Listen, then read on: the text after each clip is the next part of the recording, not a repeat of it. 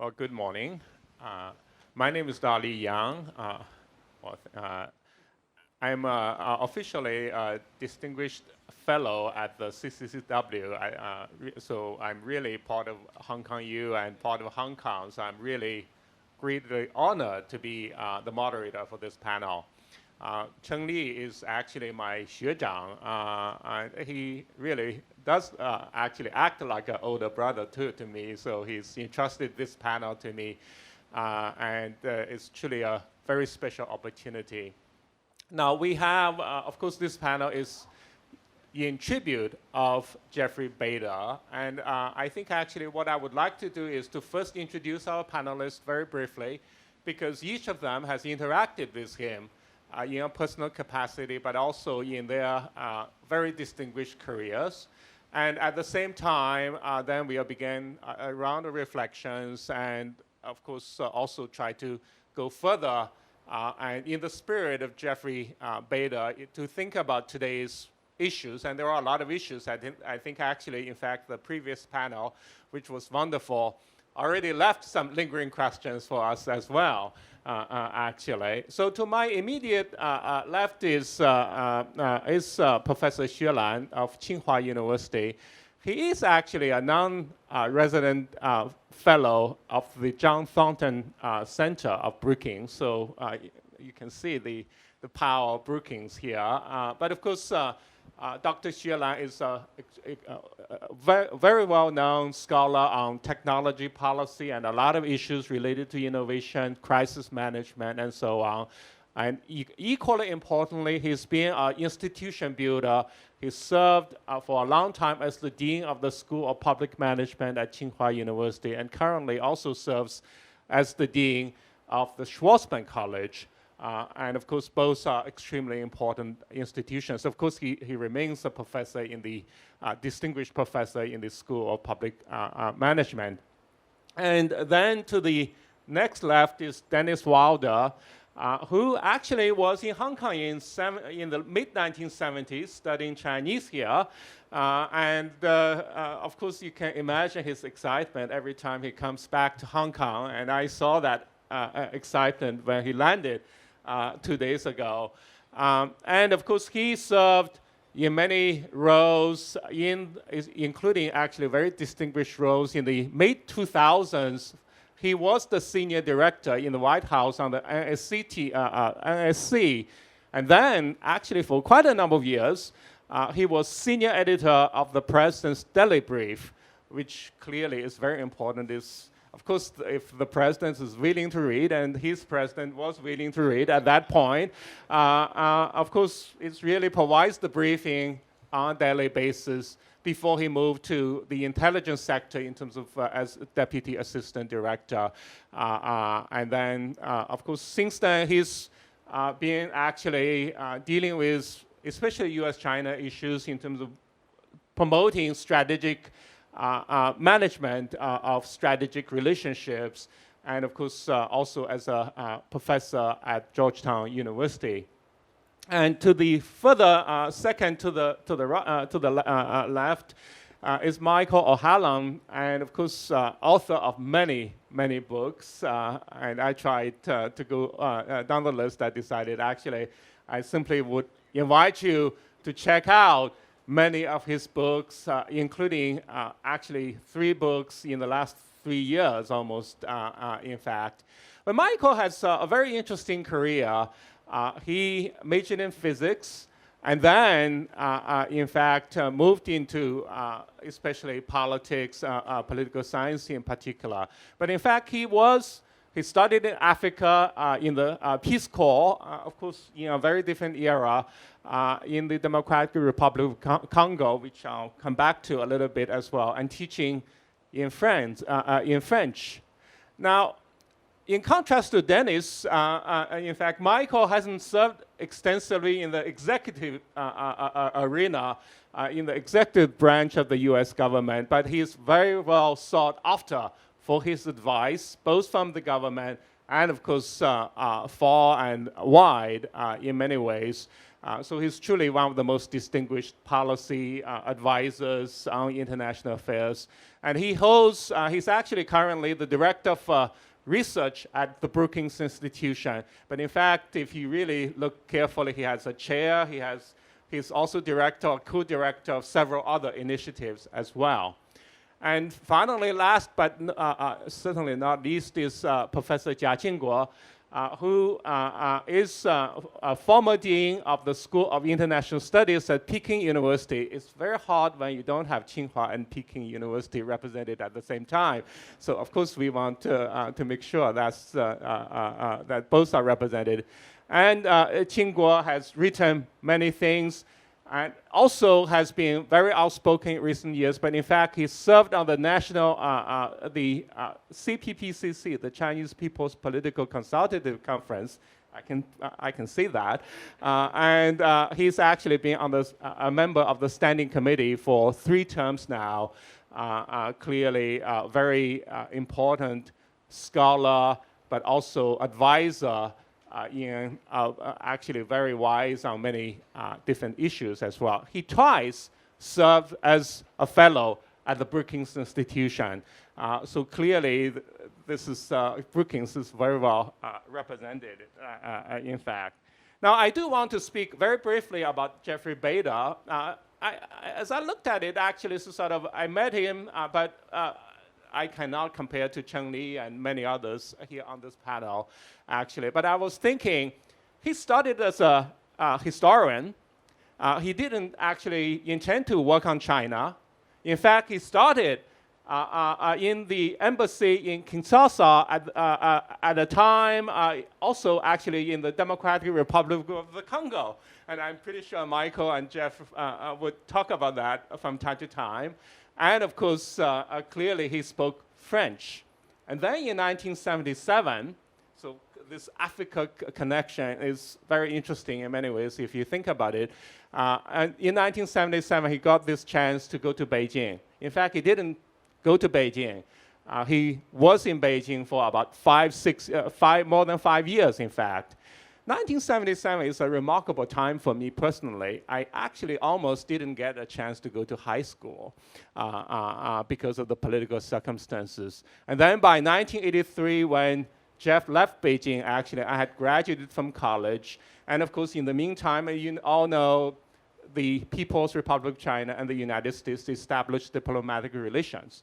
So Jeff clearly was involved in many of the technical details of all that fundamental reorientation for the United States, for China as well at that time. And of course, he's today remembered as one of the leading, truly leading experts on China. And really partly because he started there, he learned Chinese in those years. But of course, at a point when he had to stay in the Peking hotel, eating hotel food for a very extended time period, when in fact at the time, it's remarkable when Ronnie was talking about what reforms to expect.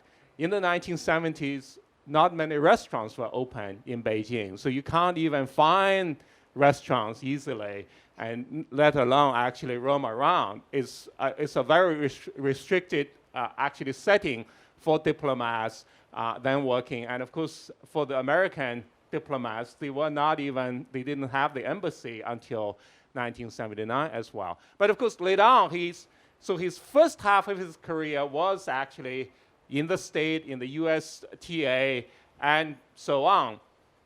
But later on, after his retirement from the Foreign Service in 2002, then after a little gap, he joined the Brookings Institution. He actually, as many of you know, he became really, the Brookings website has a very good way to capture it. He was mentor to so many in policy and, of course, in the management of relations, diplomatic relations, and so on.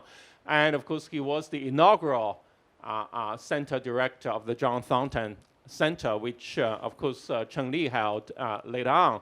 So in that regard, he truly cast, it's a very consistent, the 2 parts was very significant. But of course, during his time in Brookings, then he took a leave to go to serve after Dennis, actually in the White House on the NSC as Senior Director for East Asia.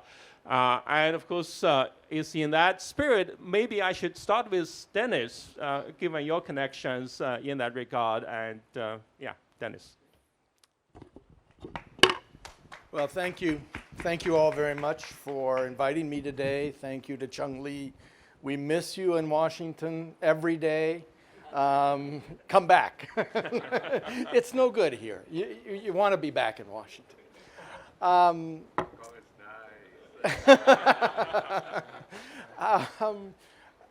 Jeff and I were very close. In fact, Jeff was really the older brother I never had. As was said, actually the strange thing was I was looking for a position to go to after the White House. I was talking to Chung Lee. He was talking about maybe you want to come to Brookings. I had no idea that Jeff was going to replace me and I was going to replace Jeff at Brookings. But that's how it worked out. What I want to talk today about, though, is Jeff in Hong Kong. In 1992, Jeff was appointed to be what is called the Deputy Principal Officer of the embassy here, the DPO, which is the second ranking officer, which often in a U.S. mission overseas, I will secretly tell you, is the guy who does all the heavy lifting, and the CG goes to dinner, gives speeches. And so Jeff had the toughest job in the Consul General. Now, Jeff came to me before he left for Hong Kong and said, Dennis, why don't you come out to Hong Kong with me?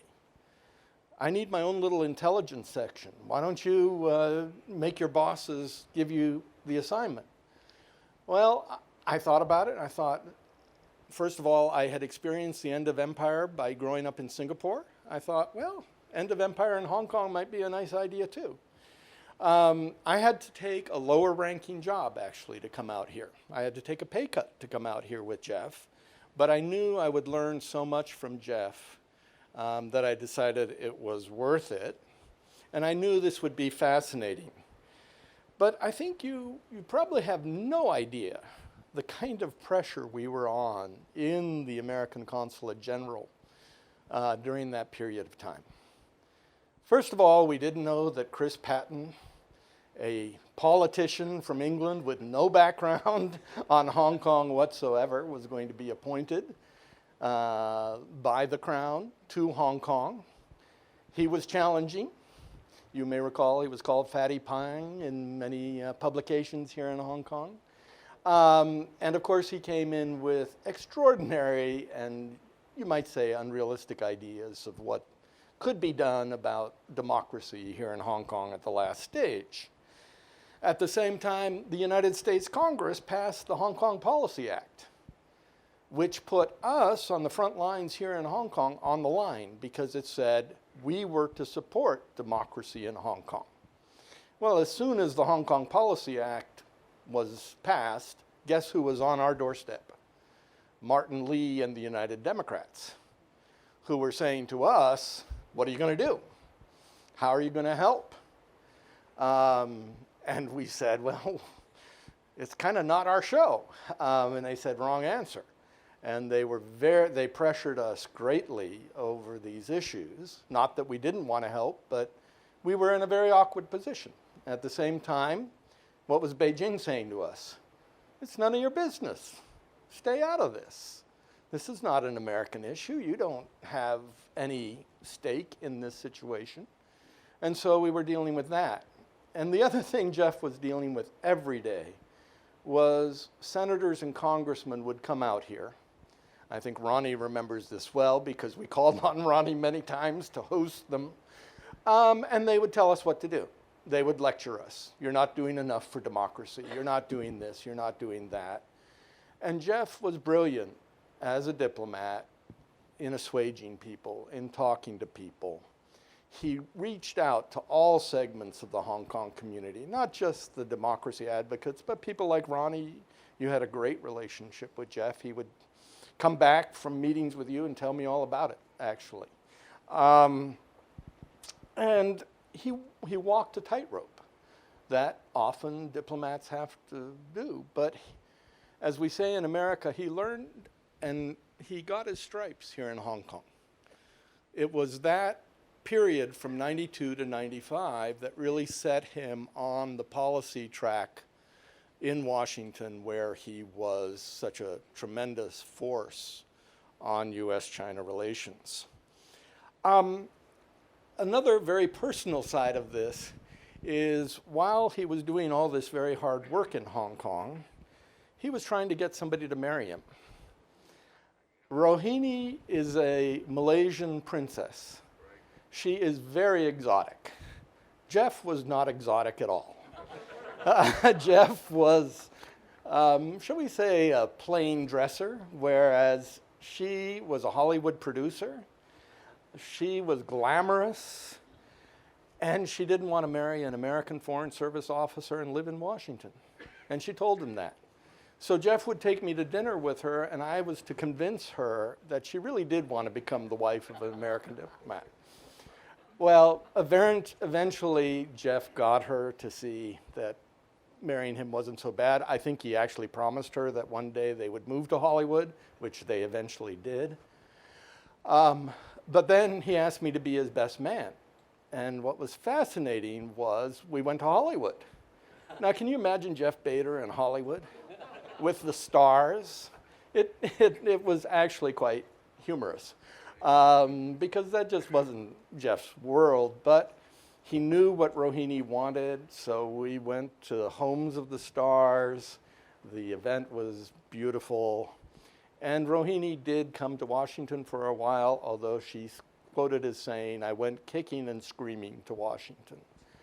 The final thing I'll say about Jeff, I need to stop, is his experience in Beijing in those early years. If you look in his book, he says something very meaningful about that. And he says, when I got to Beijing, I thought this place had no hope. It wasn't going anywhere. I was eating rice at the Beijing Dafan that had grain in it. I mean, it was, stones in the rice. It was just horrible. And he said, by the time I left, it was on the road to reform. And he often said to me, Dennis, never underestimate the Chinese people. And I live by those words to this day.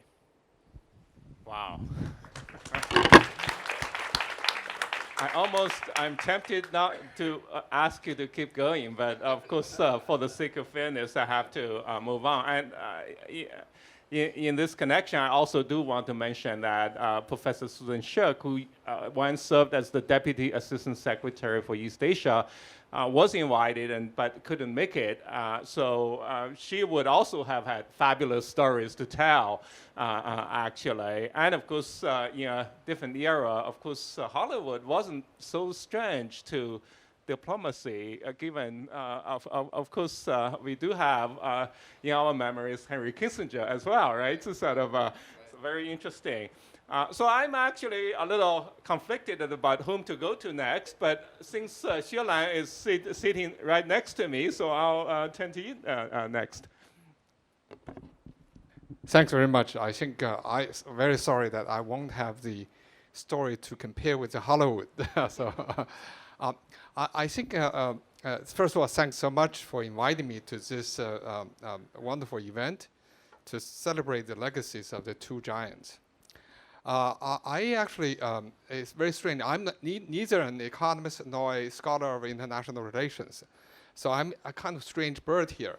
But somehow very strange, I do have connections with both David Dollars and also Jeff Bader. Let me just add a footnote to the previous session on David Dollar. I think you all talked David Dollar as scholars and everything, but I think he's also a great educator. So I have to say that actually one connection that I had with David Dollar was that actually we had, we were in a lot of meetings and discussions and so on. But also I think in the probably 2006 to 2009, and actually continued after he left, we actually had a course on international development and public policy. That pretty much I was initiated by David Dollar and another scholar who was at the time on leave from the World Bank. So she served sort of like a visiting scholar at Tsinghua University. So Bert knows this pretty well, and so we talked about having this course, and basically every time we have a scholar to come to Tsinghua from World Bank office in Beijing to give a lecture in the first half, and then we have discussion in the second half. So every time, David Dollar was the one who start this course, inaugurate the course, and then of course later I think Bert and others will join in, and also sometimes other business scholars. So I think I was really I think so impressed with David Dollar's. He really take this course very seriously, prepare his notes, and also had a very engaging discussion with Tsinghua students. So I think that part also shows he does. I mean, he's still very passionate about education, about training, about cultivating next generation of people in development studies. Let me get back to Jeff Bader. My involvement with Jeff Bader actually started with Brookings. And of course, I think, John, you are here. I think you are really the great initiator of all of this. And so after the establishment of the John Thornton Center, I think there was a realization that to study China, you have to have some presence in China. I think that was the idea that prompted that to Jeff Bader to come to Tsinghua to, I think probably John's idea to talk to me to see how actually the center can have a presence in China, in Beijing. And so I guided Jeff to a colleague who's a Professor Wang Ming, who is a great scholar on NGOs and all of those. So he knows very details about how to set up such thing. So basically, they had some discussion and found there was not a clear legal framework at the time for for international NGOs in China. So that, of course, for Brookings would be hard to entertain. And here I think comes the innovation. I think Jeff came a few times and we've had discussion about the possibility of rather than having a separate entity from Brookings, but maybe have a joint center with our school, the School of Public Policy and Management of Tsinghua University. And that's sort of how the idea came. And then we had quite a lengthy discussion about the role of such a center and how it's going to operate, and also all the necessary conditions. And then we entered into this kind of a negotiation discussion about the agreement. So actually, I think it was a fascinating discussion with Jeff. Jeff is very principled, and also, I also have to follow the Tsinghua's rules and so on. So we had quite a bit of a tick and tack and email exchange, a lot of those sort of things. And finally, we actually reached an agreement, except for the last part, which is who will serve as the arbitrator if there's any disagreements. Of course, I think Brookings lawyers would suggest a third party, somewhere in the West, to a law firm, whatever, to serve as arbitrator. On the Tsinghua side, of course, we have to find someone, institution in China. So we got this back and forth for quite a few times, and to the degree that both myself and Jeff were fed up with the lawyers of the Brookings. So actually, you do have to praise the lawyers of the Brookings. They were quite insistent on this. So we then realized that this is a marriage of the two willing partners, right? If indeed we couldn't resolve our disputes, then we could just simply, depart. There's no need for us to work it out. So we finally settled on the Chinese way, basically saying, with the two sides will resolve this amicably, and so on. So that's the way we settled. So I think that so that's sort of the way how actually we've worked together to get this, as Dali said, get this BTC set up. And very fortunate we invited Xiaogeng, who was on the last panel, who served as the first inaugural director of the center. So I think certainly, over the years, I think have had a lot of interaction with Jeff Bader. He's always such a very humble, but at the same time also very principled and very strong ideas about how actually the two countries should go move forward in terms of improving the relationships. So he will be dearly, dearly missed. Thank you.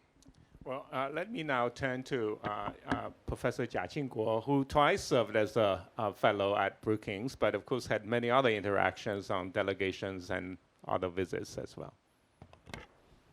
Well, thank you very much, and thank you, Li Cheng, for the invitation. I can't remember when exactly I first met either David Dollar or Jeff Bader, but we have interacted for many times, attending the same meetings, discussion, workshops, and have learned a lot over the years. The last time I met Jeff was after the 19th Party Congress in China. He came and tried to do a field study to talk to people about what's going on in China, and I remember we had lunch together and talked about for an hour and a half. Just between two of us. One of the questions he was very much focused on was what did Chinese leader mean about this China's road of with Chinese characteristics, right? Whether that's alternative to the U.S. model of development. I try to assure him that China's this is the so-called path of development China has learned that fits China rather than other countries. It's quite different from this universal approach that the U.S. has advocated for development. So it's good for China, and China believes that every country should explore their own way of development according to their own national conditions. I think it's not a bad idea. So it's not in conflict with the so-called universal model of development. It's a question of how you adapt, right, according to your own national conditions. I think David Dollar and Jeff Bader share some attributes. First, they are men of integrity. Okay? They say what they believe, rather than following the trends, and of course they were aware that they may be wrong, but they are honest to their own opinions. So they look at the facts and develop their arguments, and then present their arguments regardless of the what some people think, and regardless of the political atmosphere of the time. That's one thing that impressed me. I think it's a good virtue of true scholarship and expertise. The second attribute they share is they have a lot of empathy when they talk about their study. they try to put themselves in the shoes of others when they think about the relationship, especially between China and the U.S. I think it's very important. This is a attribute that's losing popularity nowadays, but I think it's more important and probably more valuable than ever if we want to understand the relationship, if we want to help stabilize and improve the relationship, which I believe is very important for both countries and also for the world. The third attribute they share is they are patriot, but they are not narrow-minded patriots. Okay, and they believe that America's success rests with other countries' success, and they believe that only when the U.S. work with other countries and respect other countries' interests, that the U.S. can best advance its own interests. Okay, so I think that's something that also we should all learn. And finally, I think these two gentlemen are very collegial and very friendly to people. Chinese have an impression, maybe wrong, that is Americans are arrogant. But these two gentlemen are not arrogant. And they are very, very nice to people around them.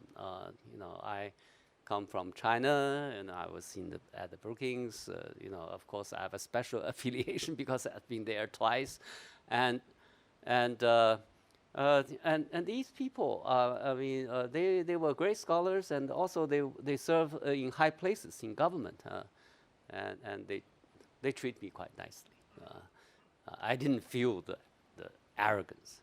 So now they have passed away. I'm sorry, and I felt very bad, but I think they'll forever live in the hearts.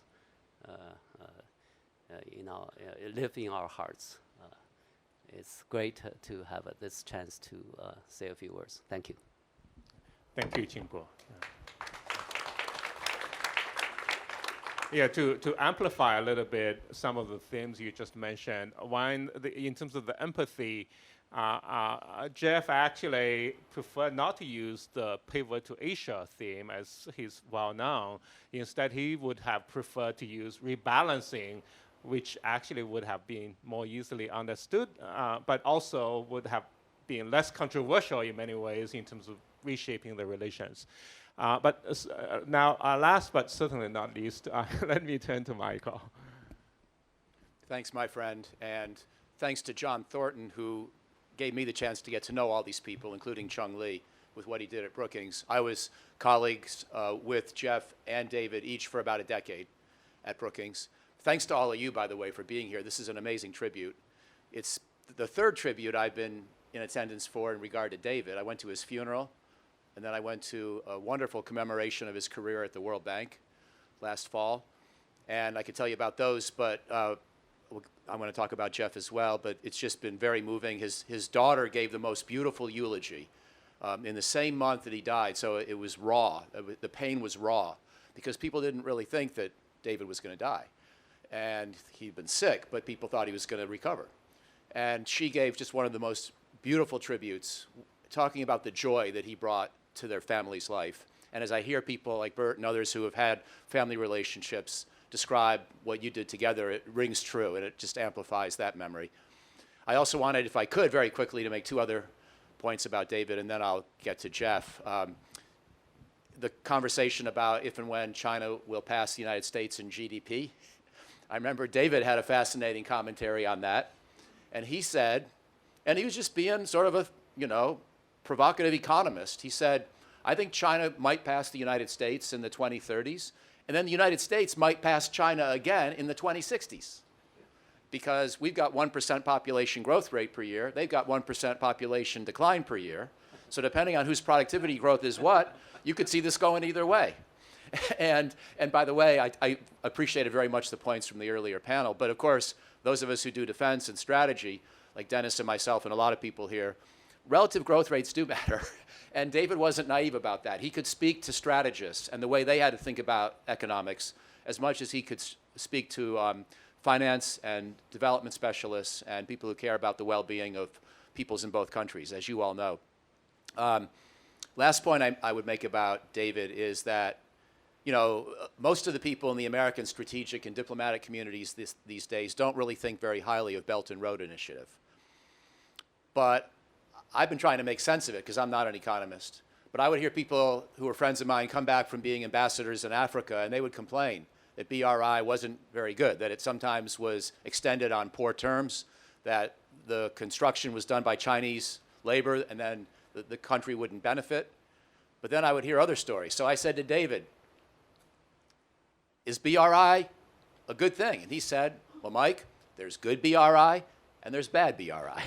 And if you're dealing with a country that needs capital and has a bureaucracy that's capable of evaluating loans to determine if they're desirable or not, it can be a very good thing, which then allows me to transition to Jeff Bader, because one of the things I remember Jeff Bader saying when Americans would start complaining about BRI, Jeff would say, you know what?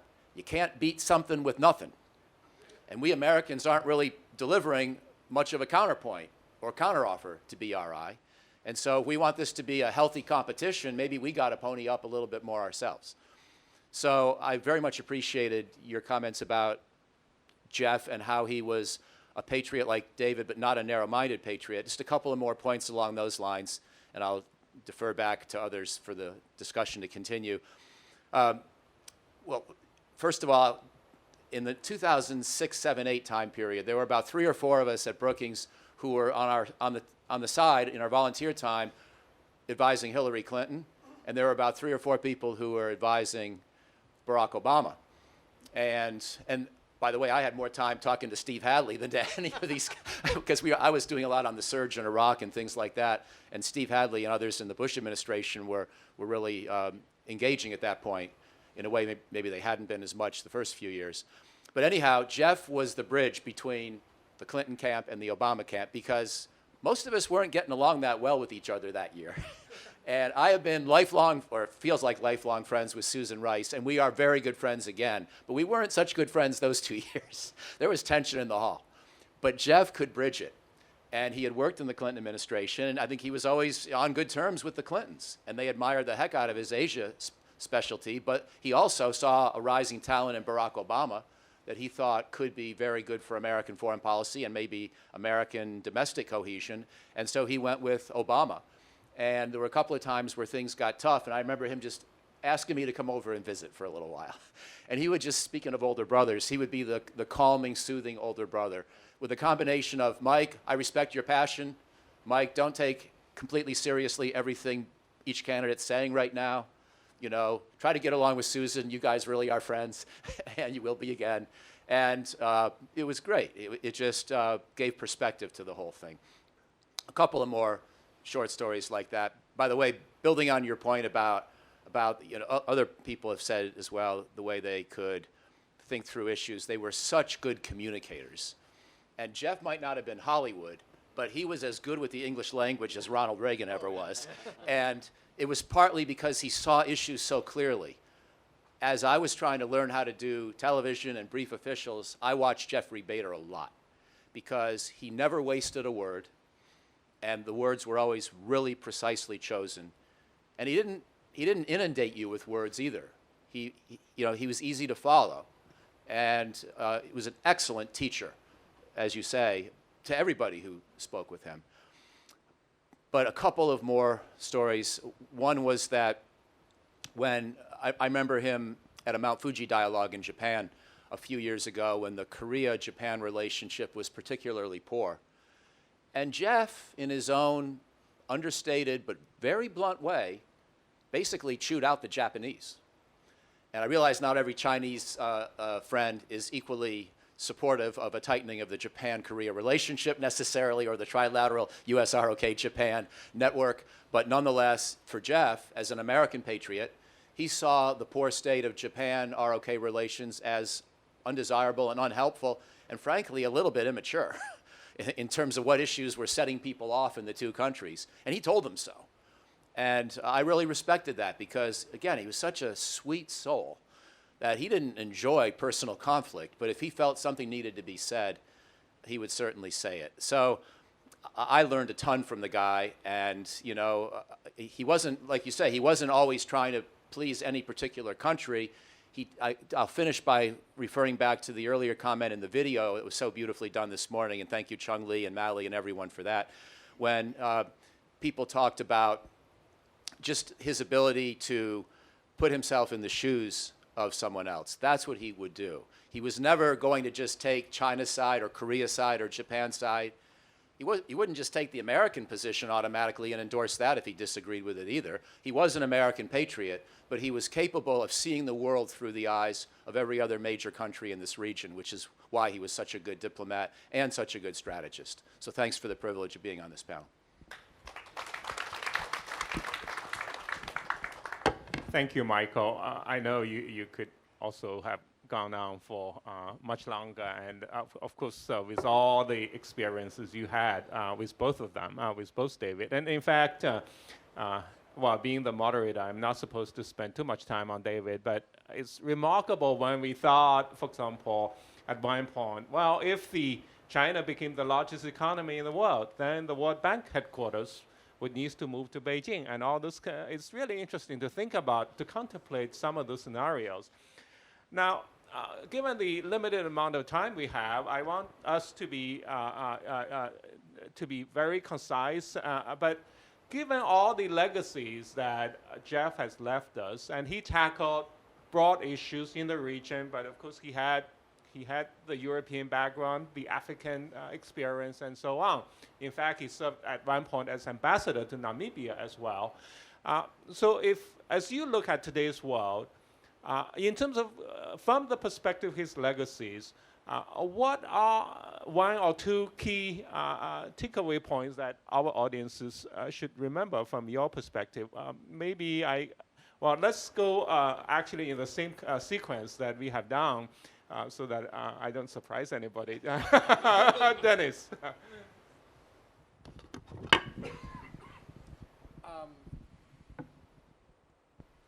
Can you hear? Yeah. I guess for me, what I took away from Jeff, watching him here in Hong Kong and seeing him in many other diplomatic settings, it was the fact that he believed tremendously in the agency of personal diplomacy. That this game we play, called diplomacy, is not a game of reading talking points to the other guy. You need to get to know the other guy. You need to get to know your counterparts. In fact, Jeff and I were part of creating the strategic dialogue and then the strategic economic dialogue, which was all about something that we've lost. During that period of time, we would actually go and spend time in China with Chinese leaders. I went with Negroponte. We went to Dai Bingguo's hometown, way out in Guiyang, for 3 days. We went to his home village. We met his family. We got to know who Dai Bingguo was.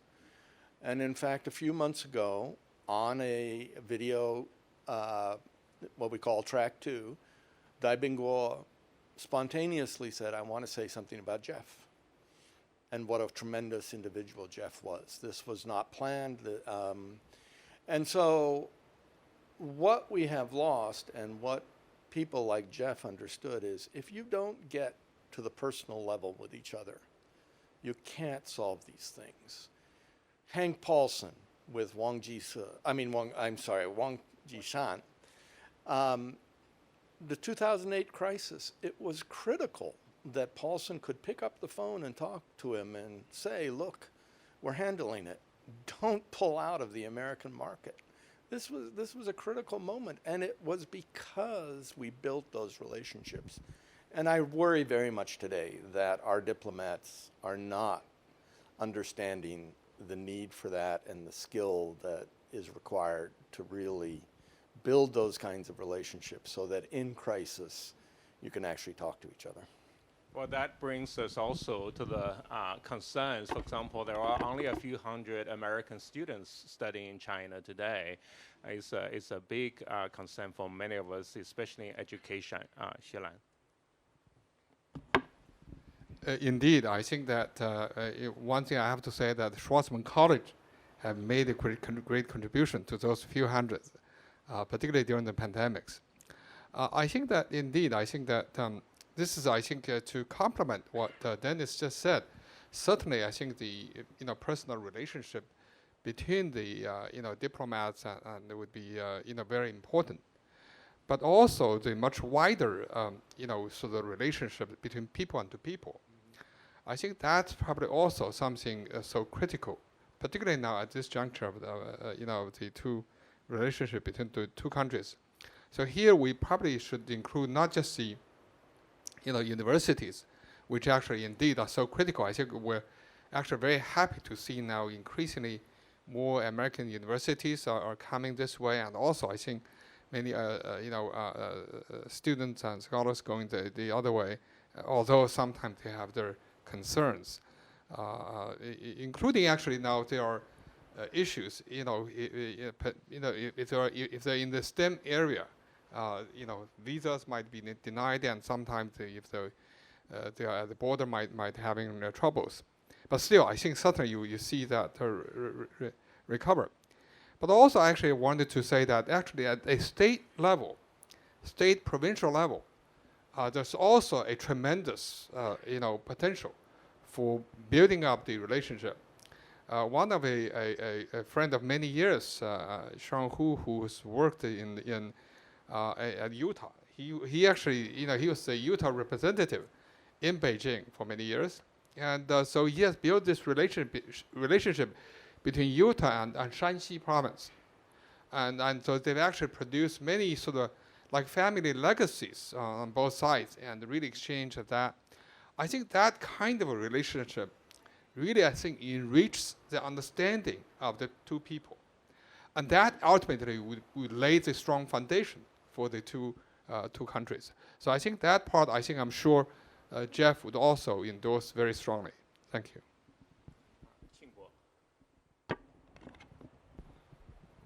Well, I agree with what both just said. I think what's also important at this juncture is that we want to make sure that our policies are not taken hostage by the more extreme people in our countries. When the relationship is bad, people began to imagine things. Okay? They focus on the negative aspect, and also they exaggerate them, and then try to demonize the other on that basis. And the extreme people on both sides, they interact with each other, and citing each other as the evidence for taking more hawkish and tough policies against each other. I think how to arrest this kind of interaction is something that we should all think about very seriously, and I think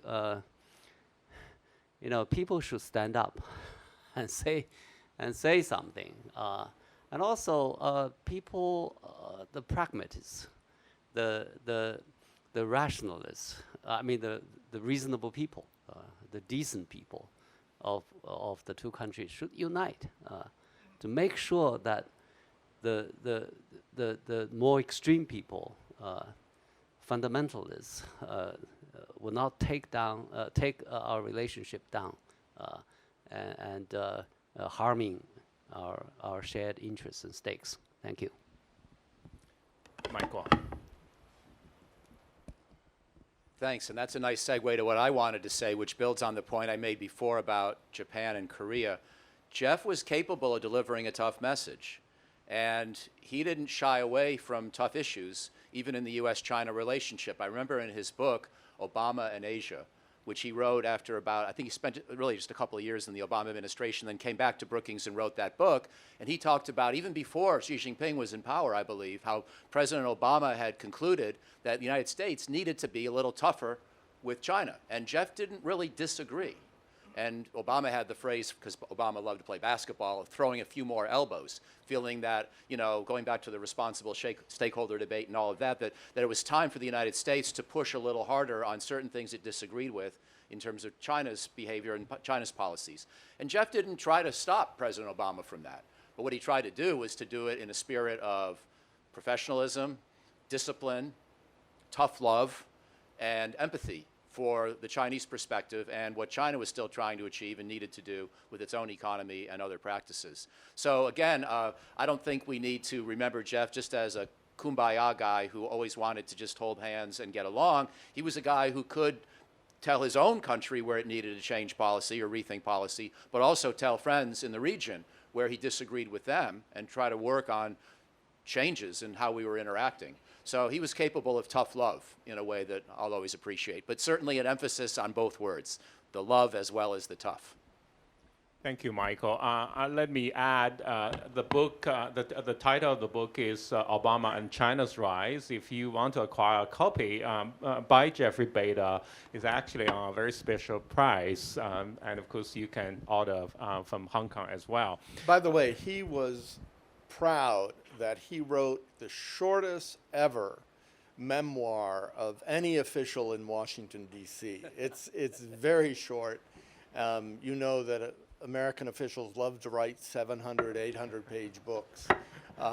This one showed the humility of Jeff Bader, that he was going to tell his story, but he wasn't going to exaggerate his role in history. Well, we need to move to the Q&A section. We started 5 minutes late, so I understand that we got 5 more minutes as well. So we have about 10 minutes remaining. So please do raise your hand. Yeah, right here. So here and then here, okay. Please do identify yourself.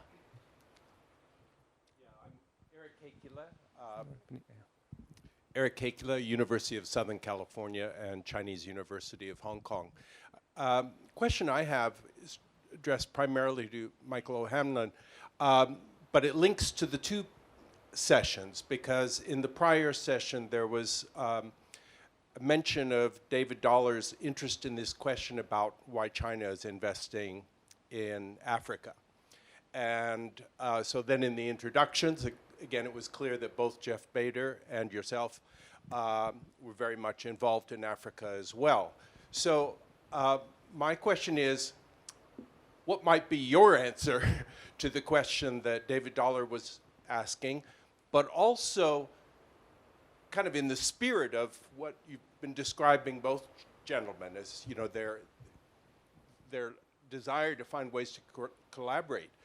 Do you see ways practically where the United States and China might engage in a place like Africa, just using it as an example, but possibly something that could generalize, in constructive ways that would in fact be workable? Thanks for that question. There's only so much I can do with the question because I'm not an expert on development economics, but I will just make a personal observation that I was in Congo when it was called Zaire. Jeff was also there when it was called Zaire. And I used to be able to go from my city, Kikwit, to the capital, Kinshasa, in one day on a paved road that USAID had built in the 1970s. Mobutu completely mismanaged the country. The road fell into disrepair, but it was rebuilt 30, 40 years later by BRI and the Chinese. And so I have a personal view that, going back to Jeff's comment, you can't beat something with nothing. I think the Chinese have a mixed record in investment in Africa, and a lot of the loans have been on poor terms that are not favorable to the recipient country. However, the way that we can step up for the mutual benefit of Africa is to be more involved ourselves in providing alternative sources of financing, and then sort of have a friendly, healthy competition. empowering the recipient countries themselves to better evaluate the respective kinds of possibilities. But I hope that Dennis is going to do a better job with this question, because that's my instinct, but he probably knows the right answer better than I do. No, I don't, but what I want to just say, and it goes back to Shui Lan's remarks about student-to-student exchanges. I'm actually here with students from Beijing University, Tsinghua, Georgetown, University of Southern California at Davis, and the Chinese University of Hong Kong. And the subject we are discussing in the next few days is what are the responsibilities of the United States to the Global South, and what are China's responsibilities to the Global South, and is there room here for the two nations to work together? And I think it's a very interesting question of the future. When you look at demographics and what is exploding in population in Africa over the next few years, how will the two great powers of the world deal within Africa and all the problems that are going to be created? Yeah, Eric, let me add one comment. I think there's certainly, I think that potential. I know there were some earlier, I think when the relationship was still good, I think there was some contacts, informal contacts. But also, actually, I saw that when China established the Development Knowledge Center under the State Council Development Research Center, actually the DFID in UK, they were a partner for that knowledge center. And they were supporting the knowledge center in China to distill what lessons China learned from its own development experience, and how that might actually help in Africa and other developing countries. So certainly I think there's a huge potential there.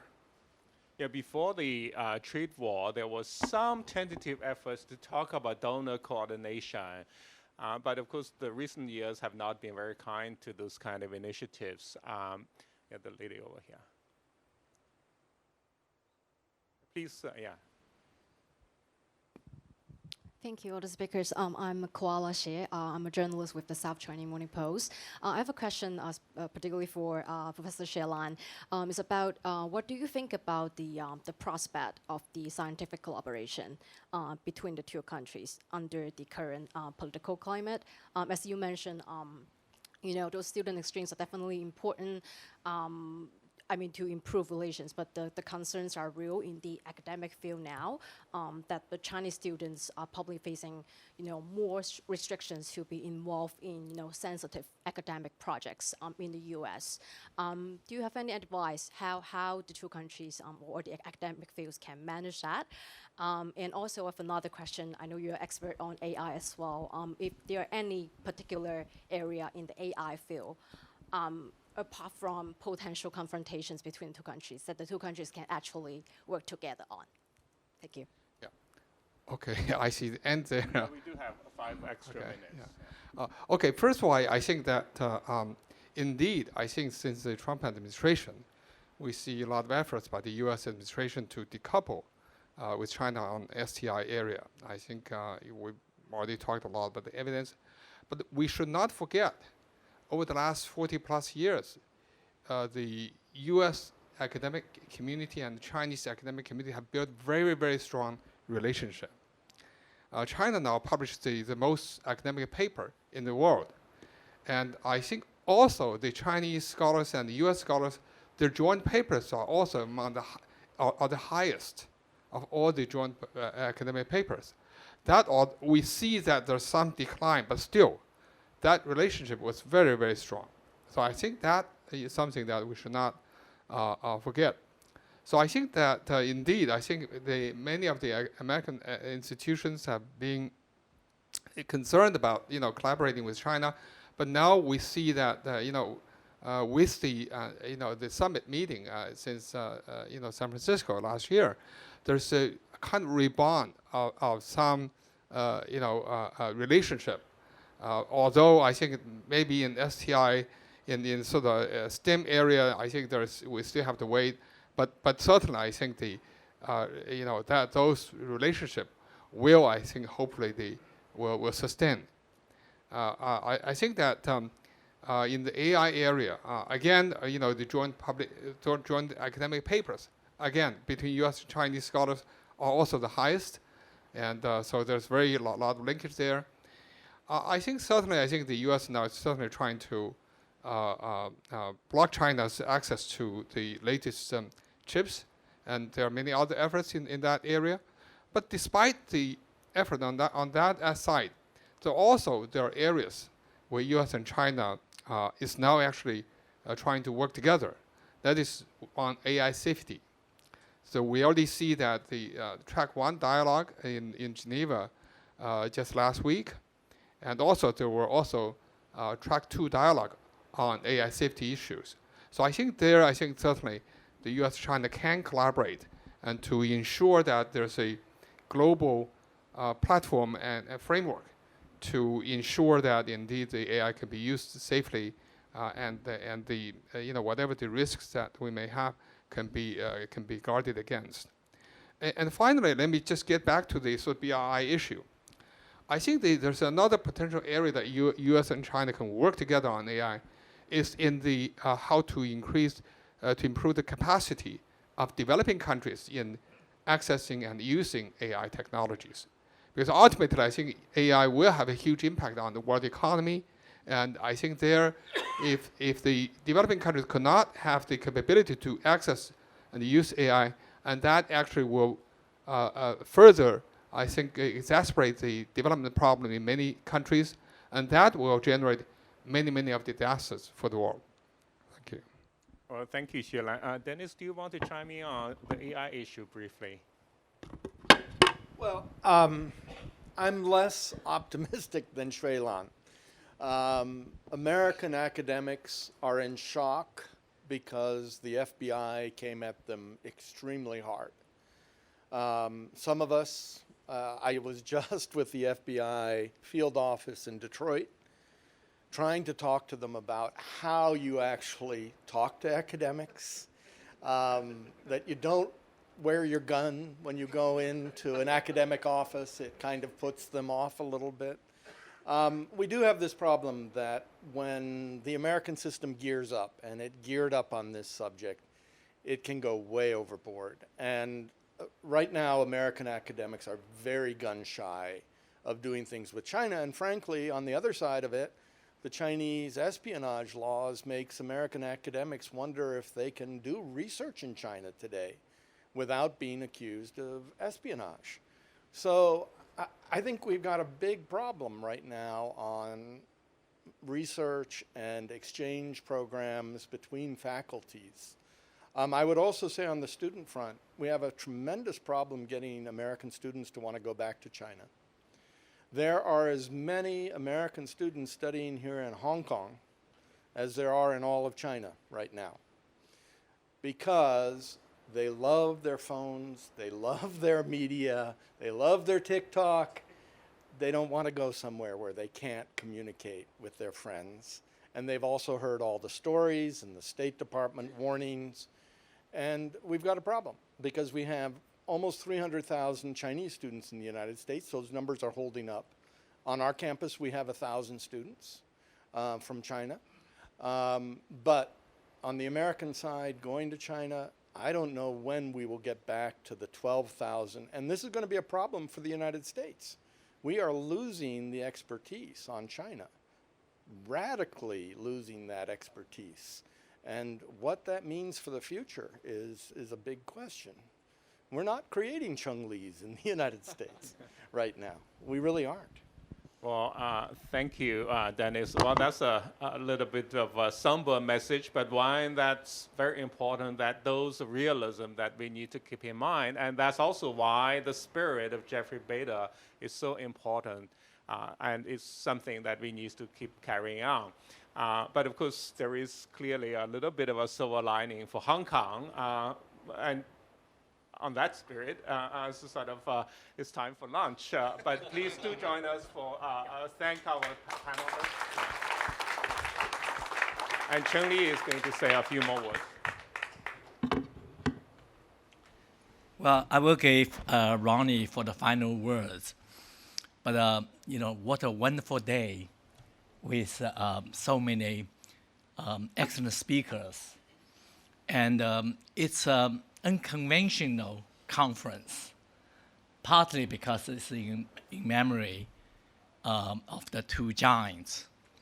From all these personal stories, anecdotes, I found that some very important messages: the meaning, the purpose, the power of diplomacy, and as Daniel just said, and also that we all are not naive.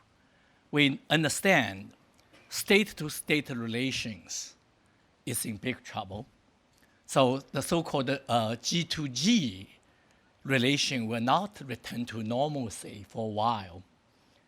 And also B2B, business-to-business relation also profoundly change, no longer the driving force. So under this condition, I would say, I think you agree, some of you already mentioned, the P2P, people-to-people relation, should prevail. So that's the legacy of Jeff Bader and David Dollar. Decency, honesty, goodwill, empathy, respect to each other, eventually develop a trust. I do not have any problem with these two colleagues. I think some of the Chinese friends, longtime friends, do not have any problem with the trust issues. If that can build up, eventually we will prevail. Now, one thing that Xuelan, Di Xuan, I said so well, David Dollar and Jeff Bader, they are also educators.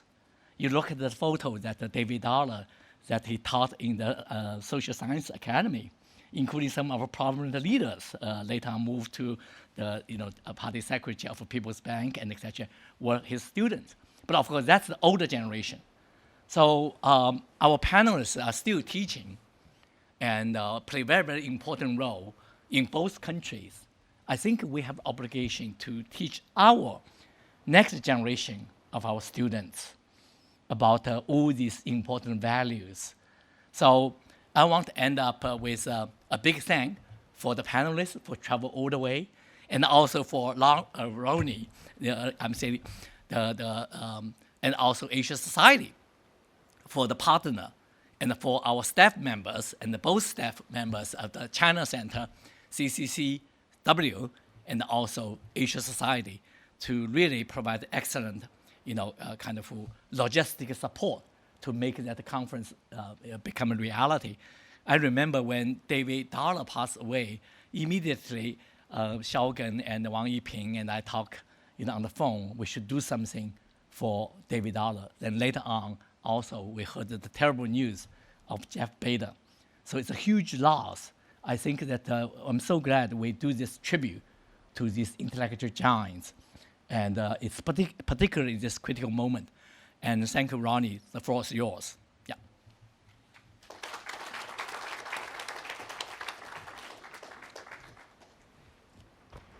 Thank you. I'll be brief. I find this extraordinarily refreshing. And the reason is because I've never attended a U.S. a seminar, a conference on China-U.S. relationship that we don't get into all the nitty-gritties of tactics and so-called strategies, which is just rehashing of everything that every one of us know already. And so it's wonderful to have this opportunity. I think it's for two reasons. Besides the fact that we are not into the common rut of the subject, is of course the fact that we are remembering our two good friends, Jeff Bader and David Dollar. So following the example of everybody, let me also mention one or two things about Jeff. Many of you probably don't know this. Do you know why he was called from Africa to China? His PhD is in European history. So it's history, it's Europe, it's Africa, it's not China. And the reason has a little bit to do with Asia Society. And that is, at that time, the Assistant Secretary of State was Richard Holbrooke in 1977.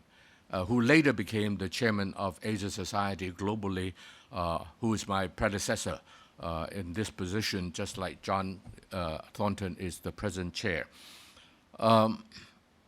Richard was the one who decided to choose, to select some of the top brains in the US State Department at the time from anywhere and bring them to China in order to prepare next generation of expertise in the United States concerning China, which in 1977 was hardly rising.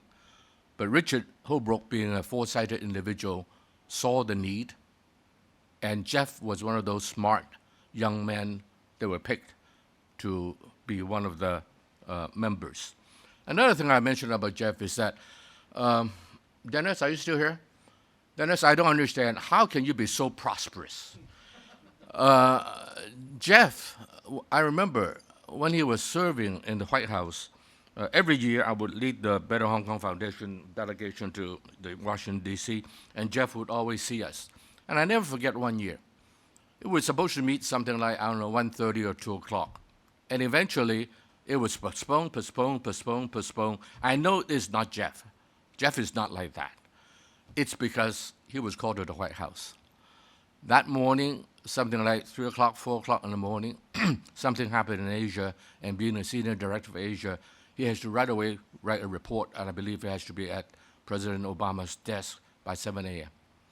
So he worked through the night, produced a report, and then he was called to the White House to discuss it with the president. And that's why he had to postpone. And I don't know how long that meeting lasted. I think we eventually carried, you were there. I think we went to his office probably 4 o'clock maybe. It was something like 3 hours late. And Jeff, of course, was very apologetic, but no need. My point is this. Jeff didn't look like a human being. I never know Jeff to be physically robust. But that day, I thought that Jeff was going to fall down any moment as we were talking. I said, Jeff, you don't have to see us. We don't have to be here. 5 minutes, we're gone. No, he wanted to talk to us. And that's why I say, Dennis, you had the same job. I'm so glad that some people, perhaps, when put under pressure, go one way, other people go the other way. And I can never imagine, sometimes I wonder if Jeff's health was not broken because of those severe testing times in the White House. But I'm also very gratified that my last meeting with him, being July 9th last year, that the Jeff and Rohini, who were very, very happy on my boat in Hong Kong 20-some years ago, were still very, very happy together. They drove up, if I'm not mistaken, in a light blue or light yellow Porsche. And I was really amazed. And Jeff was already walking with difficulty with canes. And he sat down with difficulty, he rose up with difficulty, he got into the car with difficulty, and Rohini will be his driver. And I was just so happy to see that Jeff, old friend, who were happily married 20 years ago, whatever, as manifested on my boat, was still happily married 20-some years later in a car, in particular a Porsche. Now, a Porsche, as you know, I don't have one, so I don't know. Never been in one. It's not the easiest to get in and out. And Jeff has 2 walkers in order to get himself in and out of the car. But I just want to thank Rohini for taking care of him. I don't know Paige as well, but I surely know Rohini and Jeff. But finally, let me just go back to a little bit more serious issue in just a few sentences, and that's it. That is, as I mentioned, I'm so happy that we didn't go into all those nitty-gritties of all the so-called strategies and tactics. And, I really don't like people when they say, but it is not that simple. what they mean is, you got a point. They don't want to address it, or they know you have a point. They try to avoid it, or they want to show superiority of intellect. And so they say, it's not that simple. Every time when they say that, I thought to myself, over the last 35 years, I've had 3 teachers that teach me a lot of things about the world. One from Asia, one from Europe, and one from America. And by the way, they're all Jews. The reason I mention it is because I just watched the movie on the way home last night, Oppenheimer, and talked about the Jews. And all 3 of them are Jews. And the trick is to figure out who is the Asian, who is Jewish. But anyway, every time I listen to these 3 guys talk, and over the years, I did my very best. Every time there's an opportunity, I show up at the door. One of them lived in Hamburg. So every time I go to Europe, I try to stop by Hamburg just to spend 2-3 hours with him, where I can learn so much, just listen to these guys talk. And what they say is usually, almost every time, very, very simple. So those people who say, but it's not that simple, I think they forgot that which is simple, and that which is critical, that which distills complicated issues into the essence of it. And so I really hope that, I'm so glad we didn't get into all the nitty-gritties, which many other conferences we all attend, and I fall asleep almost. But I think that it will be really refreshing to look at the simple stuff, some of the simple underlying issues that really get to the essence of US-China relationship. If we don't do that, and if we miss the simple, and usually the most essential and true, if we miss that, I don't think that any discussion on so-called strategy, so-called tactics is going to get us anywhere. It just resolve some immediate problem for the next 3 hours, 3 days, 3 months, and then it'll go back to the same way. And so I hope that, those 3 friends of mine, 3 teachers of mine, and there's one thing in common of the 3 of them, and that is they all have the same view of human nature, and as a result, they all understand history in a very similar way. I ask these people the same questions, and oftentimes they will give me exactly the same answer in 3 parts of the world. I asked them, for example, what about China-Russia relationship? This is 15 years ago. And 2 of them would give me exactly the same answer. I would ask them, how is Europe doing? Purposely poking them. And I would get exactly the same answer. And so these are, well, I'll tell you who they are. Who's American? The Jewish American? Kissinger. Who's a European Jew? It's not a test, okay? Don't worry, I'm not a professor. Who's a European Jew? Helmut Schmidt. A lot of people don't know his father, his biological father, is Jewish. He told me that in 1989. So it doesn't qualify him legally as a Jew, but he has right of abode to Israel, so he is Jewish in that way. And who's an Asian Jew? That's a tougher one. And answer is, I better give it to you because of time. It's Lee Kuan Yew. Now, why is Lee Kuan Yew a Jew? Because all Chinese are Jews. And these are the people that are so profound, so knowledgeable, and yet so simple. And they get to the essence of the things, and I get enlightened. If I were to tell other people exactly the same thing, people would say, hey, this guy, Ronnie Chan, he's nothing. He knows nothing. But when it comes from one of their mouths, it's so profound, so enlightening, and it gets to the crux of the issue. And so I hope that when we talk about US-China relationship, don't just get involved in all the strategies and all the tactics. Get to the essence of it, which is human nature, which is history. And that should be, to my mind, a guiding force for us to understand today's world, in particular China-U.S. relationship. Well, thank you very much, ladies and gentlemen, for joining. It's a wonderful day. Wonderful, wonderful half a day. For those of you, that clap is not for me, it's for all the speakers.